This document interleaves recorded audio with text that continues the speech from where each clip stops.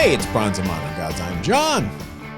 And I'm Richard. Welcome, everybody. We have a fun show today. We have a little roundtable discussion about comics in the UK with our special guest, Andrew Sumner from Titan Comics, which is the publisher of many UK-based titles, including Gun Honey, the Doctor Who licensed stuff, Blade Runner, Rivers of London, a particular favorite of Richard's. And we also have our underrated books of the week and, of course, 25-year rule and our hot book of the week. Richard, what do you have for us this week? I think we can all guess this one together. Let's just... Yeah, Hugh Jackman. This is pretty much the theme for the hot books this week, but we picked specifically Wolverine number 88, which is a classic cover of Deadpool and Wolverine. Yeah. I mean, this is no surprise to anybody that's been on social media the past 4 or 5 days. Oh, it's great. I love it. I can't wait. The trailer for Deadpool number 3 was teased, let's just say, and Hugh Jackman is going to reprise his role as Wolverine, and that is going to be amazing. I don't know. Are you kind of sick of seeing this cover in your feed every 2 seconds? Yeah. This one's kind of been overplayed, but there's excitement. There's general excitement in the community about it. I think Hugh Jackman really kind of portrays the he's the Wolverine you envision, and I have a hard time picturing somebody else in that role. So the fact that he's going to replay that role alongside, he's going to be the straight man to Deadpool's craziness is going to be, I think, this a really, really great movie. And people are excited about having Wolverine in the MCU, more so even, I think, than having Deadpool in the MCU. This particular book, there are, believe it or not, 3 versions. This is the time when Marvel was offering direct sales retailers their choice of either ordering a deluxe edition of certain books, which had a glossy cover and like a little thicker paper stock, or a regular version, which was just like a normal comic book. And then there was a newsstand version. So you have to really look at those 3 different UPCs when you see this book. So what kind of data do you have on this deluxe one? The deluxe is quite popular in terms of being submitted to CGC. The census has 1,165 on the census. Oh, is that all? Well, it's much more than the regular cover, which only has 406. Now, this is a title that CGC did not break out the newsstand as a separate entity, so we don't know how many of those 406 are actually newsstands. GPA for a 9.8 of this book. For the regular direct version, it's $800. For the deluxe version, it's $640. And there's a reason for this. I had a shop around this time, and I didn't bother ordering the normal version. Everybody wanted the deluxe version. So there are many less. My English great. There are much less of the regular direct version floating around out there. Now, I'm being a little snarky about this book. I think FOMO has set in a lot on this book, but I have to admit, this has been a desirable book for a while now, even before this movie announcement. I think people just really genuinely love this cover and this Kubert image of Deadpool basically spearing Wolverine, like a hot dog on the grill or a marshmallow, making some s'mores. But judging from my Instagram feed, I think there are more than enough copies floating around out there. So if you're going to go for one, go for that standard direct version, I would suggest. I would too. And if you can find it, go for the newsstand and submit it to CGC saying that it is a newsstand, and they will now put on the label as a newsstand. So in the future, we may see that 3rd category breakout for this book. Very, very true. Very true. Our guest today has been a comic book fan for decades. He probably doesn't like me saying that, but he's currently the executive vice president for Titan Publishing in the UK. But you may recognize him as the host of Forbidden Planet TV on YouTube and the host of the Hard Agree podcast, where he interviews many comic book industry heavyweights like Matt Wagner, Richard. Oh, awesome. Carl Potts, Paul Levitz, and heck, he even interviewed me, so I don't know what his deal is there. We couldn't think of anyone better to talk about comic books in the UK than the one, the only, Andrew Sumner. Hello, Andrew. Greetings, gentlemen. How are you? Welcome. We're doing great. Thank you for being here. I know it is 2 a.m. UK time. Yeah, it is indeed. But one of the upsides or downsides, perhaps, of having an international job is that this is a situation I find myself in frequently, or I wouldn't have agreed to do it so readily. Where I've got to be talking to people in the early evening in LA, so hence it's the middle of the night here in London. At least we're not in Sydney. You'd really be in a state then. Right. And also, as you know, if I get that call, on the bat phone from Commissioner Gordon saying I've got to have a conversation about comic books, I will always, open up the bust of Shakespeare and have that conversation. So it's my absolute pleasure to be here. Thanks for inviting me. Thanks. This has been a long time coming because I was a guest on your podcast a year ago at this point. Yeah, time flies. Time flies, right, John. Can you tell everybody about Hard Agree, the podcast, real quick? Yeah, of course. Yeah. So as you said, John, for one of the things I do as part of my day job at Titan is one of Titan's many interests is that outside of global publishing in comics and books, we own a retail chain in the UK. Very famous in the UK and Europe, called Forbidden Planet, which is essentially, it's kind of like if the Hot Topic stores, if the base originally there hadn't been fashion stores but there'd been comic book stores, that essentially is what Forbidden Planet is in terms of the vibe. And the Forbidden Planet London is one of the biggest, if not the biggest, cult and comics collectible store in the world. Very famous as a kind of tourist destination. It has an elevator. Well, yeah, yes, absolutely. I'm sorry, it has a lift. Yeah, it does. It does have a lift. It does have a lift. And interestingly, it appears on a load of it appears as a kind of tourist destination in its own right. And if you get any kind of Japanese guidebook of London where to go, one of the things that front and center is FP. It's in most of the US guidebooks as well. So it's perpetually full of global comics fans. It wasn't so much during the pandemic, which is why we launched the YouTube channel, but it's perpetually full of global pop culture fans. And one of the things I do is I present, as you said, the YouTube channel, Forbidden Planet TV. And so that involves, I've worked in the publishing business for a long time, as you know, John, and I used to work for Time Warner, which meant I used to work with the guys at DC. So I've worked with and published with a lot of the guys at DC. I've known them for a long time. And in that position that I was in as a kind of IP publisher, I ended up just meeting a lot of people over the years. So essentially Forbidden Planet TV is me talking to comic book creators and sometimes musicians and sometimes performers, actors about their latest releases. But it's mainly comics focused, but I speak to a lot of authors as well. And then in the course of doing that, I was like, this is good and all, and I really enjoy doing it. I love it.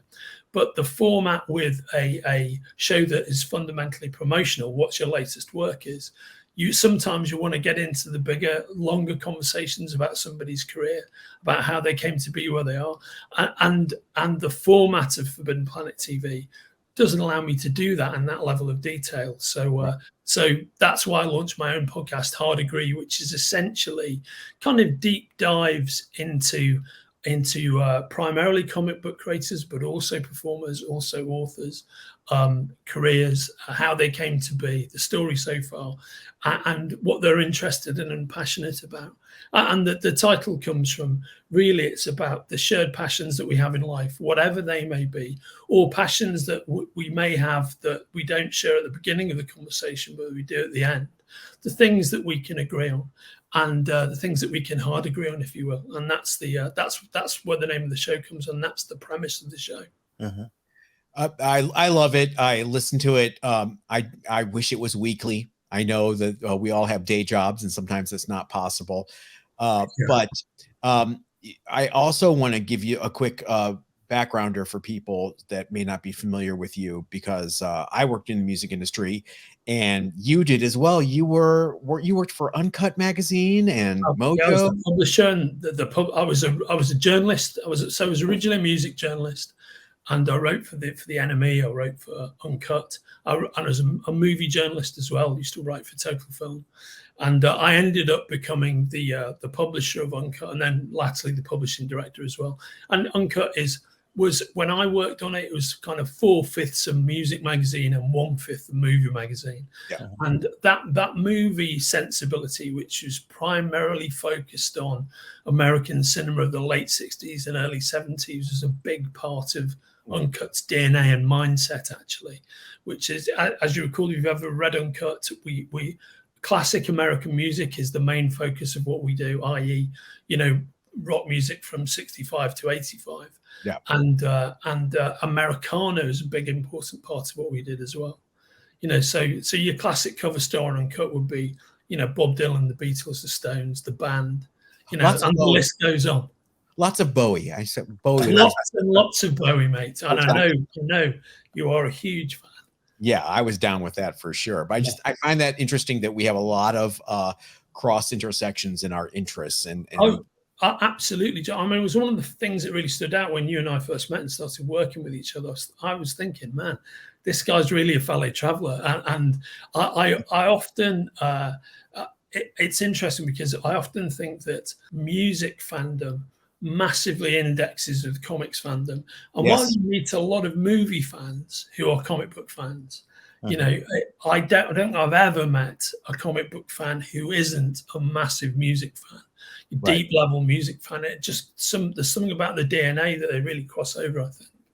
Well, even going back to what this podcast is about, comics and today's subject, which is comics in the UK, you had people like Mark Bolan, who was interviewed by Stan Lee, or he interviewed Stan Lee, and that intersection's always been there in the UK, especially, I think.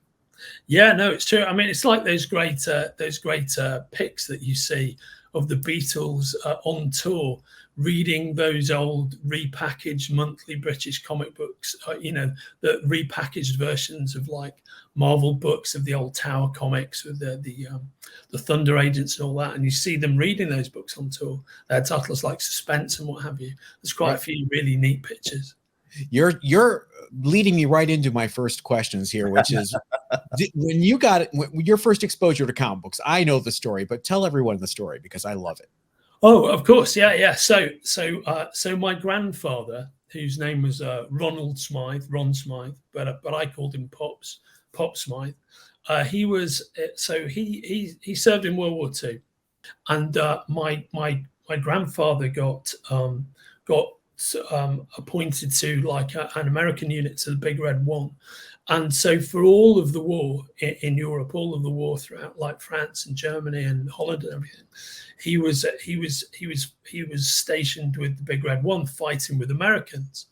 And at that point, British soldiers' rations were absolutely dreadful because Britain's an island. We'd had the supply lines cut by the Nazis for like the better part of seven or 8 years.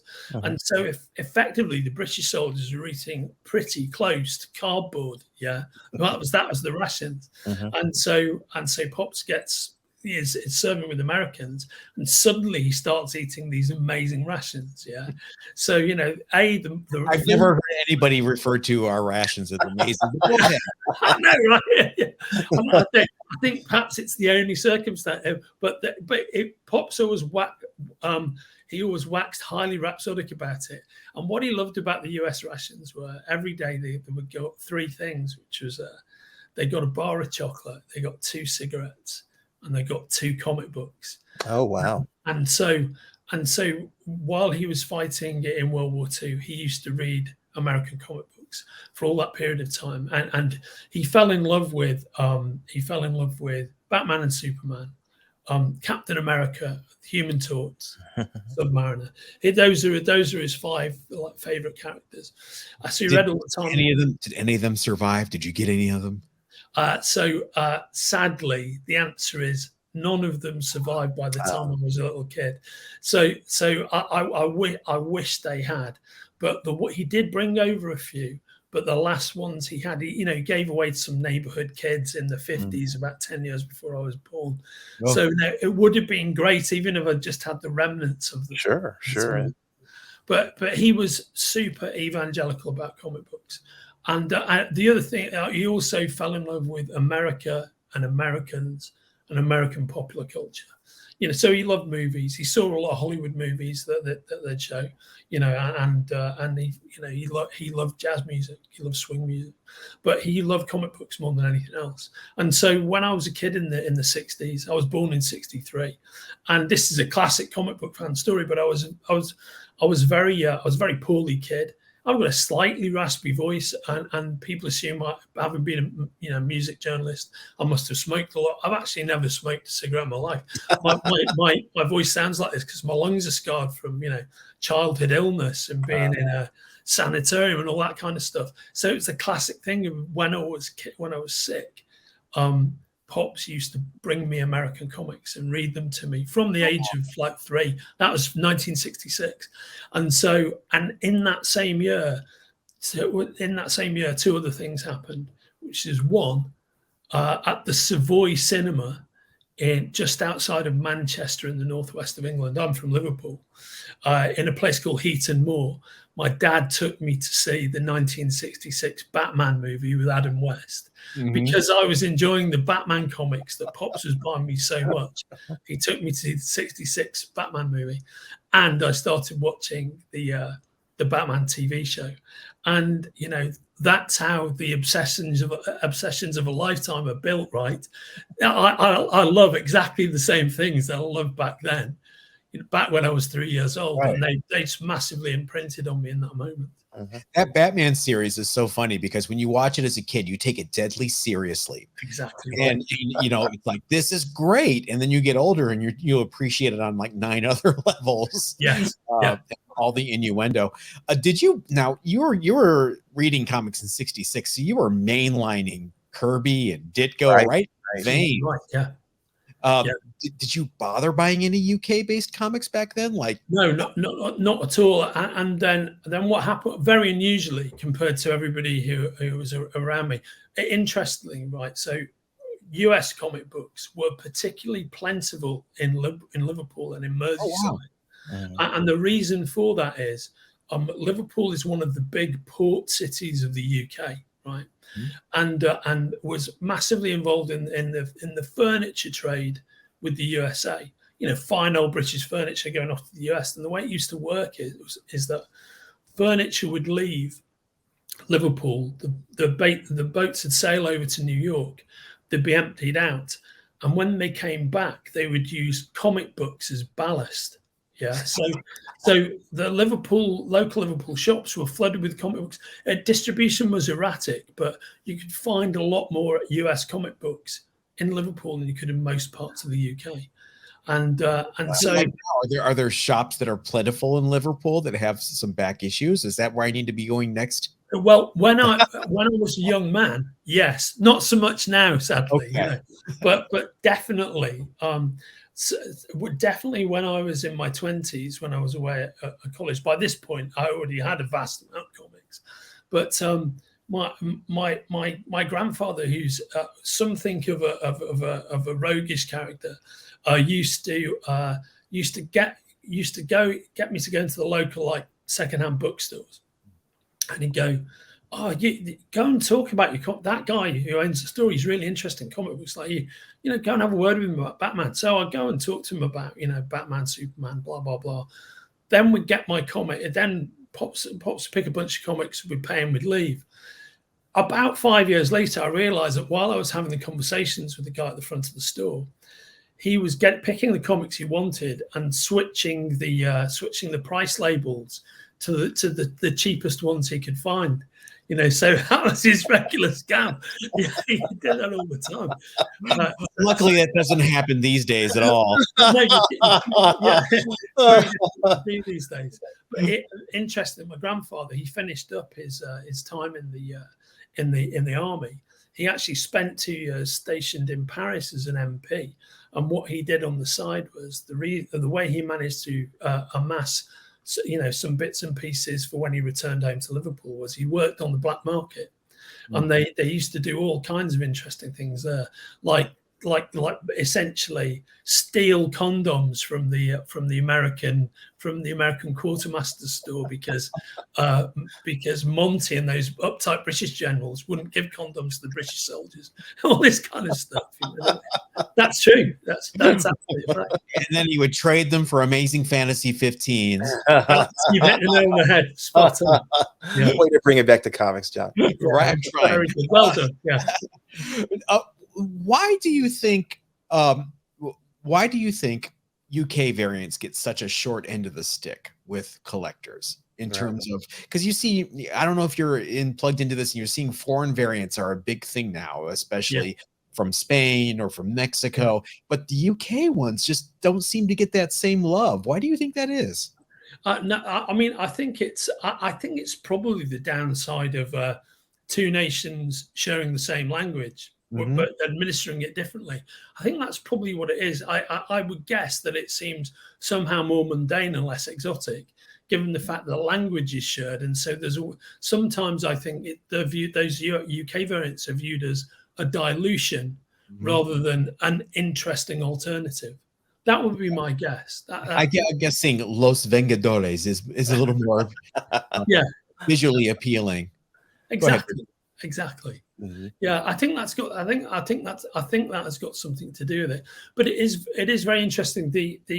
By the time that UK comic books had more, US comic books had more regular distribution.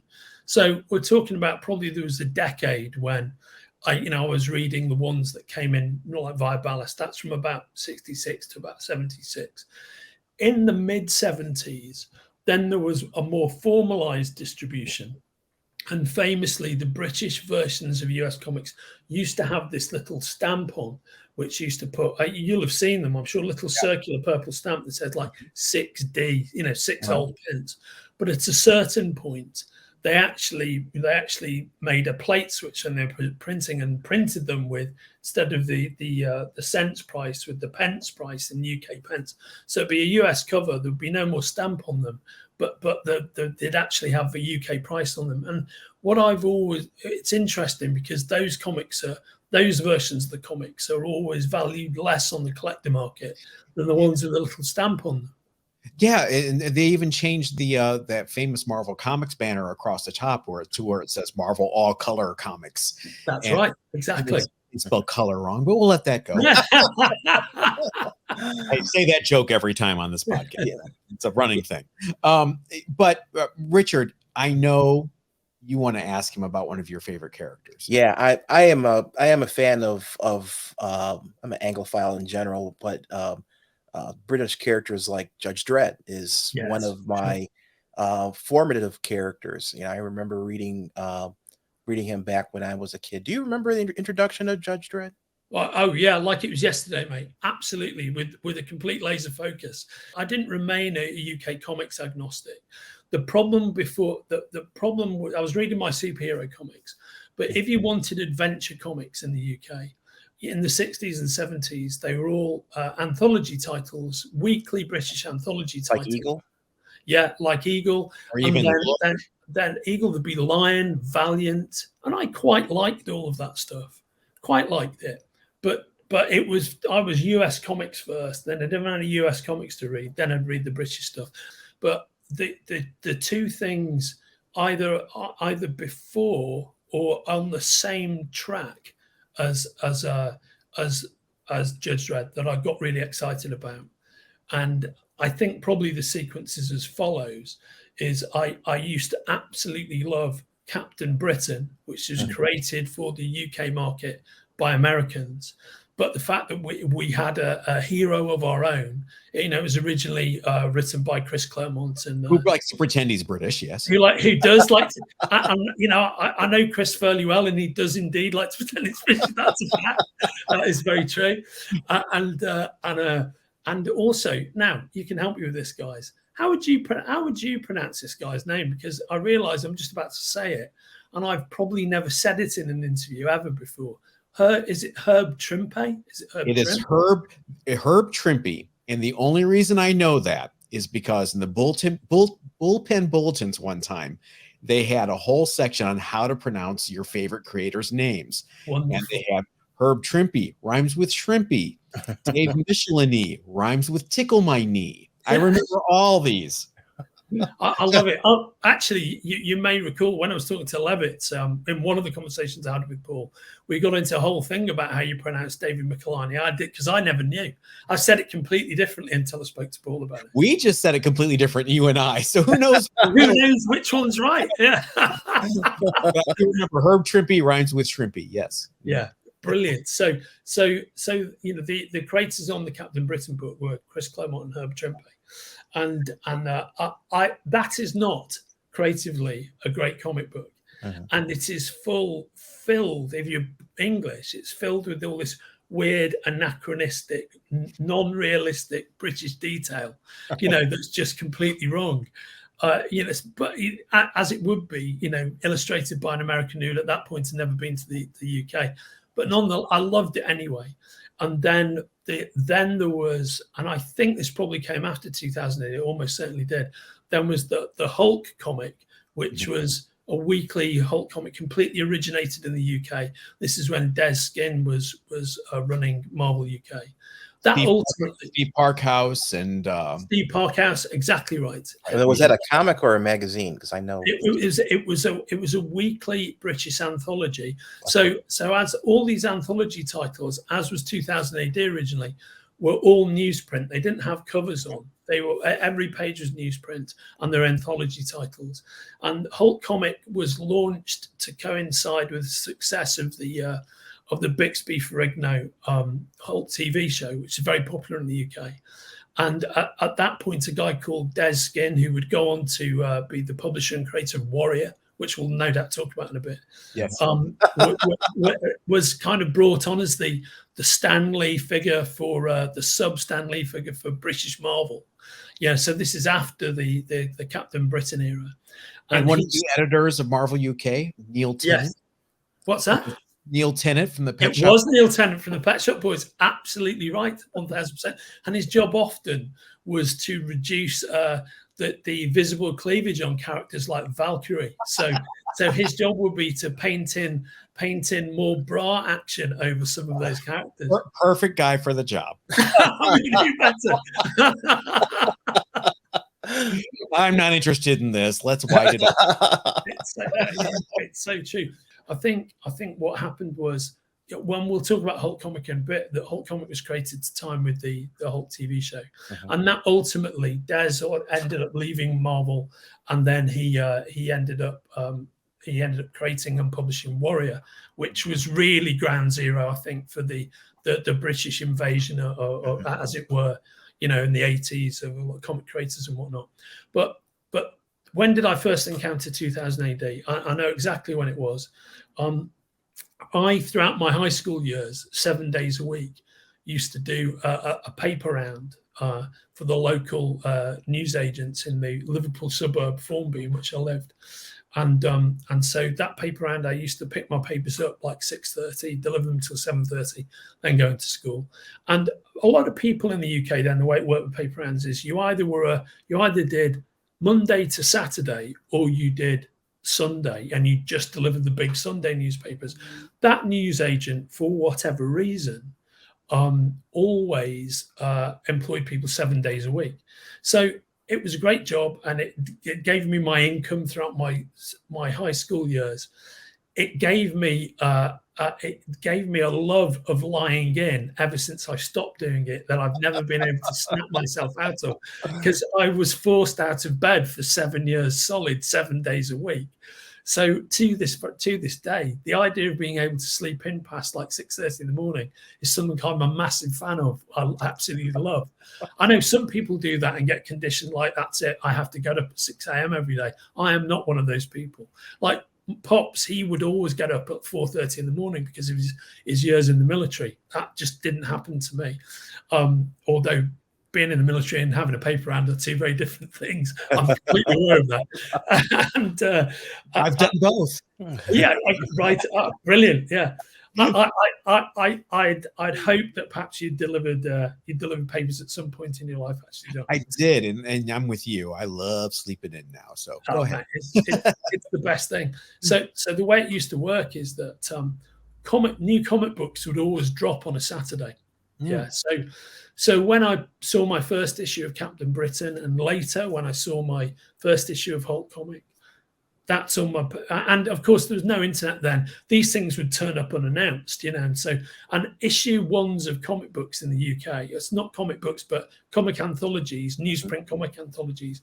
The first, second, and third issue always landed with a free gift. Right. Yeah. And often there might be a TV campaign for issue one.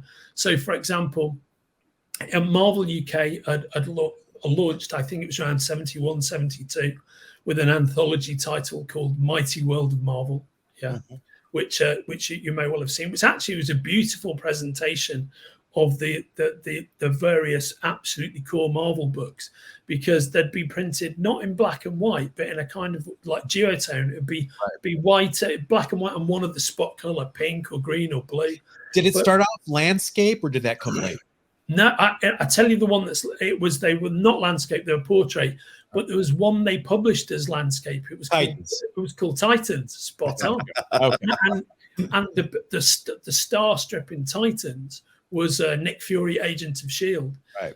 I have to wonder what they used for the reprints, if they had stats or if they had what access they had, because I think they would send stats overseas, right? Yeah, that's absolutely right. Yeah, it was pretty high end. Stats are what? So photostats, so like photocopies, the high-end photocopies of the original artwork. But that's what they used to do with comic book art at that point.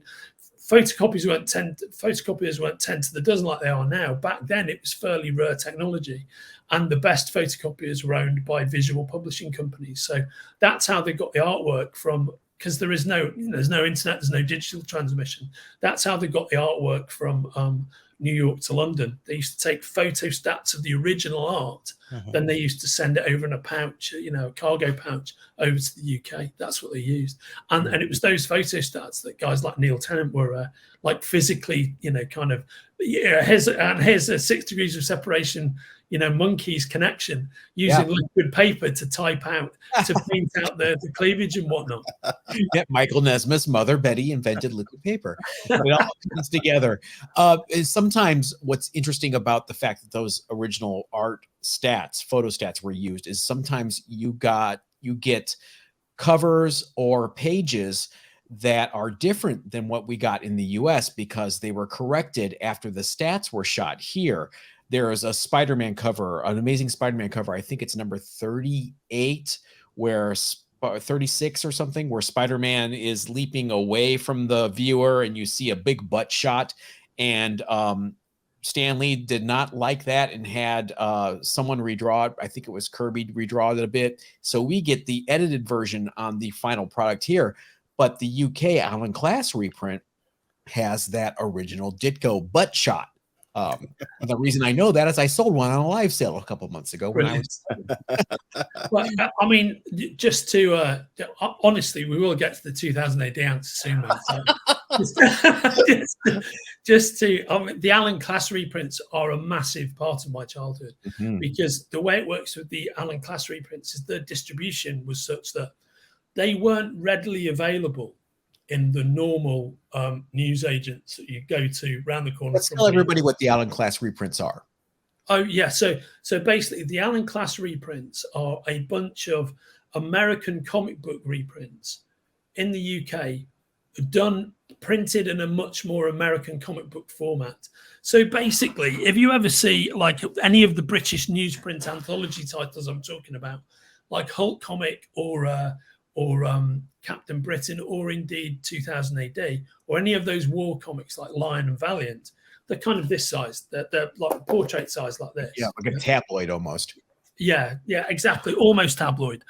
The Alan Class reprints Alan Class had done deals with various US publishers to rerun US material in the UK, printed in black and white, but with color glossy covers. like American comic books have, but at an American comic book size. Yeah, it's almost between a US comic size and a digest.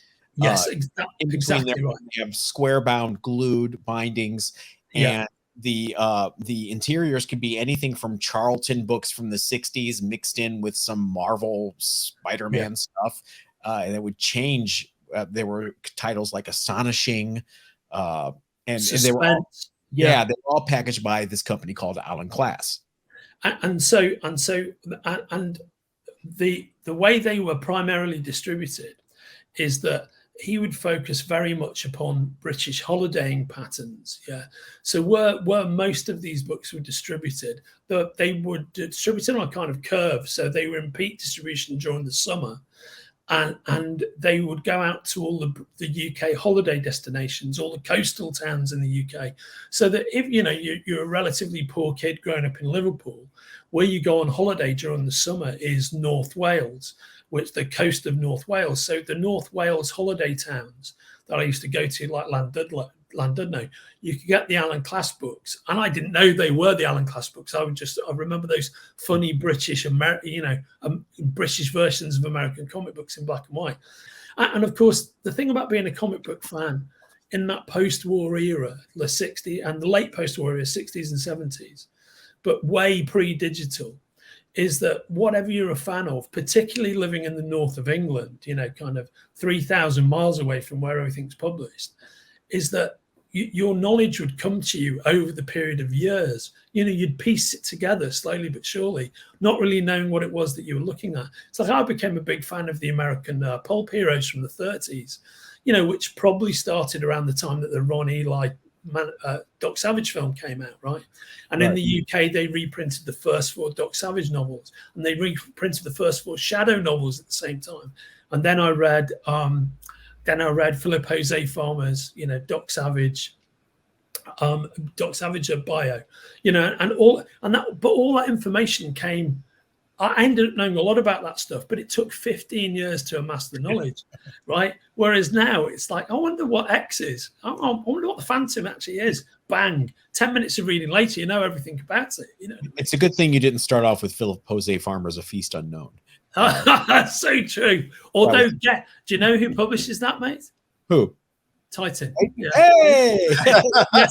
So basically, we went back and published all the Doc Caliban books, all of Philip Jose Farmer. In fact, we've got most of his stuff in print at Titan. But let's get a Richard Corbin adaptation. Right on, absolutely. That was honestly the Doc Caliban books, A Feast Unknown, Empire of the Nine, and all that. That was the big draw for us to do it. Needless to say. Richard, like, what the heck are you guys talking about? I know Doc Savage. I did know Philip Jose Farmer did Doc Savage books. Sort of. He actually did. He did write one. He wrote. It's called something like Escape from Athena, or that's not quite the title. Escape from Loki. It's called. So he wrote the tale of when they finished doing all the Kenneth Robeson and Lester Dent reprints at Bantam. He actually wrote the story of how Doc and the Amazing Five met for the first time. So he did write one Doc Savage. But what John and I are talking about, Richard, is what he actually did was he did this kind of sort of parody series of Doc Savage and Tarzan as part of his Wold Newton universe. He wrote the series of 3 books, which is a massive kind of like psychosexual take on all of the classic pulp heroes. So Doc Savage is a super horny parody of Doc Savage and Tarzan. Absolutely right. Absolutely right. Yeah. And there's some eye-popping stuff in there. I'll leave it at that. And to say they're slightly homoerotic would be underselling it. It would be a rating understatement. Yeah. A bit of an understatement. Let's just say there's a lot of sword fighting without swords. Well, actually, personally, for me, when I read those when I was circa 10, 11, that's one of my big introductions to absolutely, turn the lid off homoeroticism. It was a really deep dive. I was strangely fascinated by those books as a kid. I don't know why. Well, we have kept you far too long because it is super late there. And we didn't even get to your 2000 AD story about Judge Dredd. Oh wow! Do you want me to answer it? Just I'll take me 2 minutes. I want to make sure we get your plugs in too. Oh yeah, thanks, mate. So basically, what happened is I was a paper boy. The comics always landed on a Saturday morning. One day, the comic that landed was 2000 AD #1. And I was completely blown away by it. Of course, 2000 AD #1 is interesting for one key reason, and that's the anthology that Judge Dredd was introduced in, is that #1 doesn't contain Judge Dredd. The stars of the book, when it first launched, were Mac 1, who was like a $6 million man kind of analog, and an updated, very violent version of a classic British comic character from the Eagle, Dan Durr. It's the Massimo Bellardinelli version, right? And Dredd actually appeared from issue 2, but rapidly within about 8 or 9 issues, he became the star of the book. So I read my first Judge Dredd in real time on the day that it was first published, in 2000 AD issue 2, and I was totally blown away from the get-go. And particularly fell in love with it once Bolland started to appear on the art. So there's a lot of early Bolland in there. There's lots of great Dave Gibbons work because he did Harlem Heroes, but the early Bolland work on Dredd is really interesting because Dredd evolves into looking the way he does now during Bolland and Mike McMahon's tenure on the art. And at first, his helmet is much more fully enclosed. The original Esquerra version of the helmet is more face encasing, right? It's a bit more Sylvester Stallone, shall we say? And Bolland and McMahon over time developed the helmet as we see it now. But there's I really remember an early Dredd illustrated by Bolland that's set on the moon, which is about criminals who use a face-changing apparatus, and they turn themselves into the Marx Brothers. They turn themselves into Laurel and Hardy and Charlie Chaplin, and Bolland's version of all those famous old comedians was so photorealistic. I was like, oh, my God, this guy! He's both he and Gibbons. From the first moment you read their work, you're like, these guys should be working in American comic books. And of course, the rest is history. Do you still have a 2000 AD #2? I do.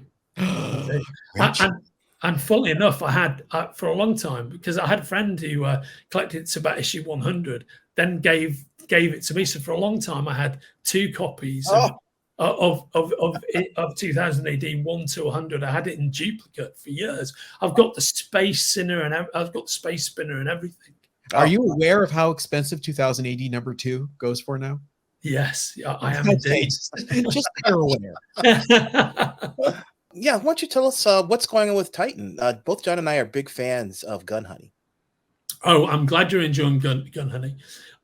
So we've got Gun Honey Series 2 is currently has just launched, and that's written and created by Charles Ardai, who is the editor-in-chief of our Hard Case Crime imprint, which is our noir fiction imprint. So Gun Honey is doing extremely well for us. Gun Honey Series 1 is Titan Comics' best-selling book of all time. Well, it's because of the variant covers. I mean, the variant covers exactly because of the variant covers. Yeah. One wonders what it is about those variant covers that are landing in the marketplace. But yeah, I'm glad you're enjoying the variant covers. They've done very well for us. And so we've got that going on. We've got a whole range of. We do a great series of Blade Runner comics, which I would a number of incarnations that I would thoroughly recommend. Just check out like Titan Comics Blade Runner line. It's very good. We recently wrapped up our Life is Strange comics, which are adaptations of the computer game. That they're set in a very interesting alternate universe that applies to the Life is Strange the Life is Strange game. That's also interesting stuff. Can you explain to me the concept for the London River series? Oh, Rivers of London. Yeah, of Rivers course. of London. Sorry. Yeah. Yes. So Rivers of London. It's essentially written by the great Ben Aronovich, who's a very well-known kind of screenwriter and author here in the UK. And what it is, it's set in a version of London in which magic exists, and there is a department of the Metropolitan Police who police crimes of magic. Yeah, so it's about a detective whose beat is magic, and so it's about the history of London and the history of British police procedurals. And Ben Aronovich is a big fan of the British police procedurals, like The Bill and whatnot, but also big fans of Dick Wolf and the Law and Order shows. It's like Law and Order Hogwarts. That's exactly. It's like Law and Order UK set in the Harry Potter universe. Absolutely right. That's what it is. Yeah. So and so it's a series of novels, but we published the comics adaptations, and we're up to, I think we're about to launch the 10th series of Rivers of London, and the comics are often written by Ben Aronovich and a British author called Andrew Cartmel, who used to be the script editor of Doctor Who, and writes, funnily enough, a great series of novels, which I'd recommend for a music fan like yourself, John, called The Vinyl Detective, which is basically crimes within the music collecting world. Yeah, Cartmel was the head writer, I think, for probably my most underrated, underappreciated era of Doctor Who, which is the Sylvester McCoy era. Exactly right. I love his stuff, so I definitely will check that out. That is a great recommendation. Yeah, no, yeah, and Rivers of London is an exceptional book. You'll enjoy it when you pick it up. Mm-hmm.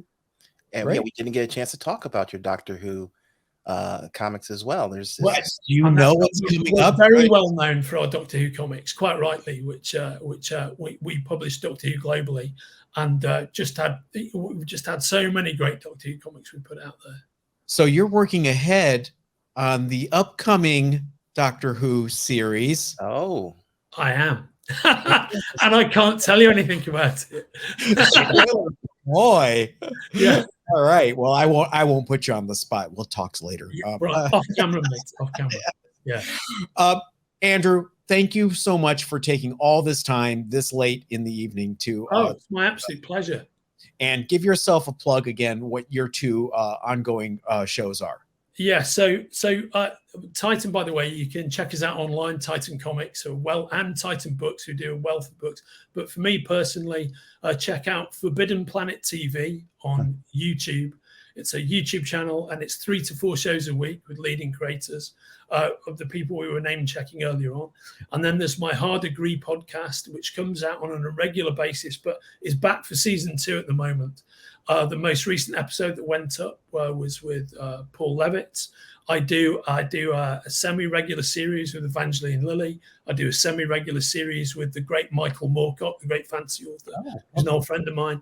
And so if you're a fan of his work, I'd really check those out, because Mike is a very candid guest. And no holds barred with him. He'll talk about anything. Oh, we'll have links in the description below. Yeah, all the good podcatchers. You even had this loser named John Hughes on one episode to talk about one of my favorite guests, talking about his unique career, talking about his time in the US Army and his time at Rhino Records. That guy. If there's one thing Richard knows about me, is don't get in between me and a camera, because it's going to be bloody. Yeah. Andrew, thank you so much. Guys, it's totally my pleasure. Thank you for having me on. Well, I'm sorry I almost didn't get to answer even one of your questions, Richard. Oh, it's fascinating listening to you talk. We're of the same age, and I think we have a lot of the same background. So it's just interesting to see a different perspective. Yeah, well, it's lovely to meet you, and it's always lovely to chat with you, John. It's great. Thanks for having me on. Thank you. That was great. Andrew is really cool to talk with, and it just, he's one of us. He is. Definitely falls into our category, doesn't he? For sure. And he probably has stories that go way beyond 25 years. Hey, years, I can almost say it. It's a 25-year rule. Well, Wow. Viewers, if you are interested in submitting segues for John, please do so. We'll be happy to use them. I'm looking at you, Dean the Barbarian.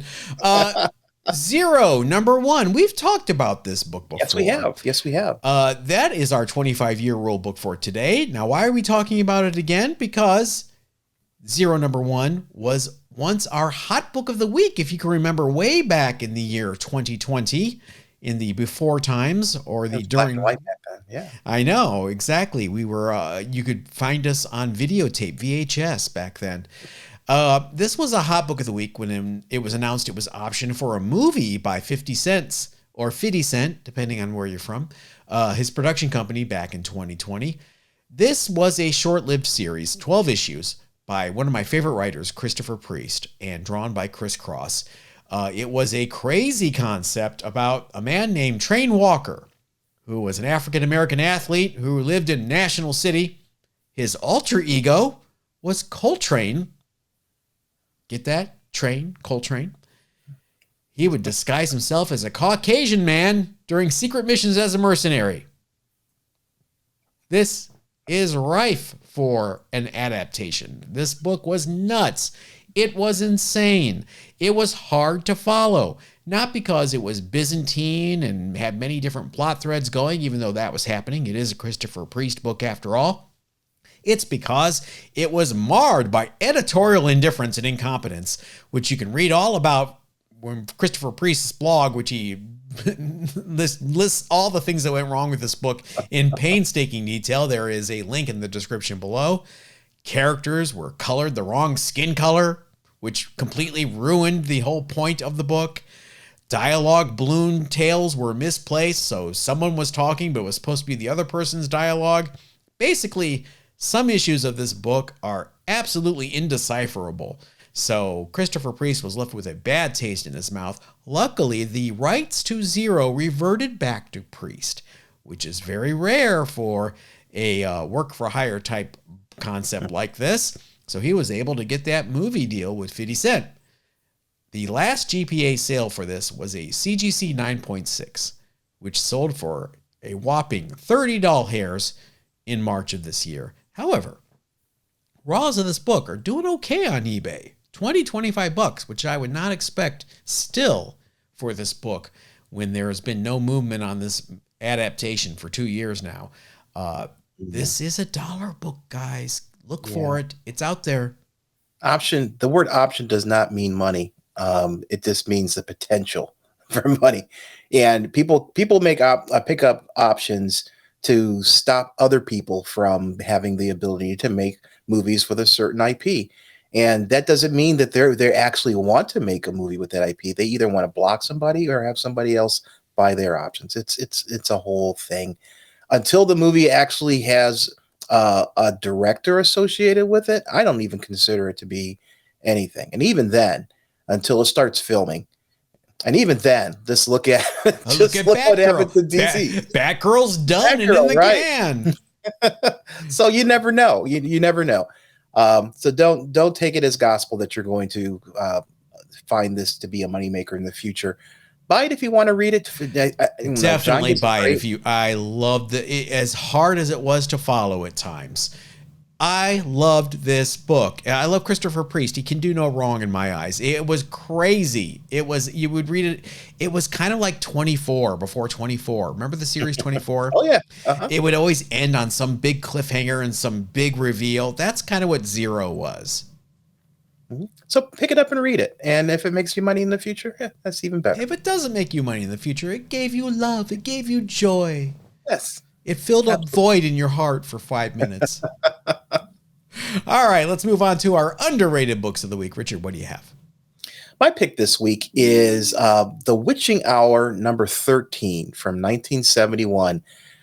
This is it has an amazing Neal Adams cover. This thing is absolutely gorgeous. The Witching Hour is one of the DC's horror titles. It ran for 85 issues from 1969 to 1978, and it was canceled because of DC implosion. The title was merged with The Unexpected until issue 209 after its cancellation. Nick Cardy was the artist for the series for the most, but Neal Adams snuck in and did this amazing cover with the spider, and it's just a gorgeous cover in Neal's style. I picked this particular issue out of the series because of the Neal Adams cover, but I think The Witching Hour is a great great book to represent the comic book horror genre from the late 60s and early 70s. And this is a book that you can pick up on the cheap. I bought a copy. I've got a copy right here, sitting right here. Oh, I bought this weekend for $15. So, you can pick up a reasonable copy for a reasonable amount of money. There's a 9.8 sale for $1,000 from back in February of this year. There are 998s on the census, about 149 graded total. So it's not a heavily graded book. I think it's, again, a very indicative of the genre of horror comics from that era. And if you are watching The Sandman on Netflix, you may recognize 3 of the witches who were the hosts of the Witching Hour comic book appearing on The Sandman here and there, along with Cain and Abel from House of Mystery and House of Secrets. So that was nice. One little thing also, it says it's 12 o'clock. That only ran to issue 14, and then they changed it till it's midnight. Oh, people were thinking, oh, it's noon. It's the Witching Hour. Yeah. No, great book, great title. I think it should be on the must read for anybody who's interested in the comic history. Well, my underrated book of this week is along those lines, along DC horror, plus also UK, which is our conversation with Andrew earlier. It is Saga of the Swamp Thing number 21. Alan Moore's second issue of the Swamp Thing, which features The Anatomy Lesson, a story by Alan which changed the Swamp Thing forever. This is the issue where we discover everything we knew about the Swamp Thing was wrong. He was not Alec Holland, a human who was altered by a chemical explosion in the swamp. Rather, that was the catalyst for transforming what was formerly known as Alec Holland into an Earth elemental. This, I'm going to say it, probably one of the single most important comic books in history.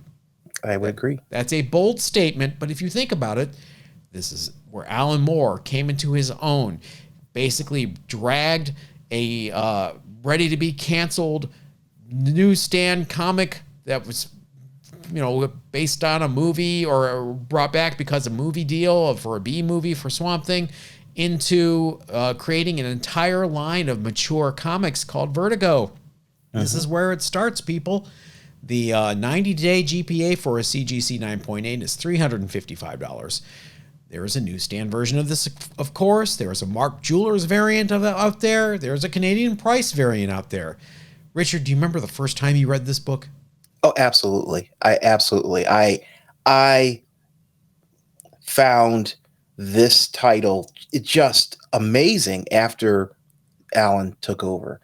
And it was a revolution in comic book storytelling. And I think that's why it's so significant, because comic books became more than, they became a deep narrative vehicle that they really hadn't achieved before Alan took the reins of this book.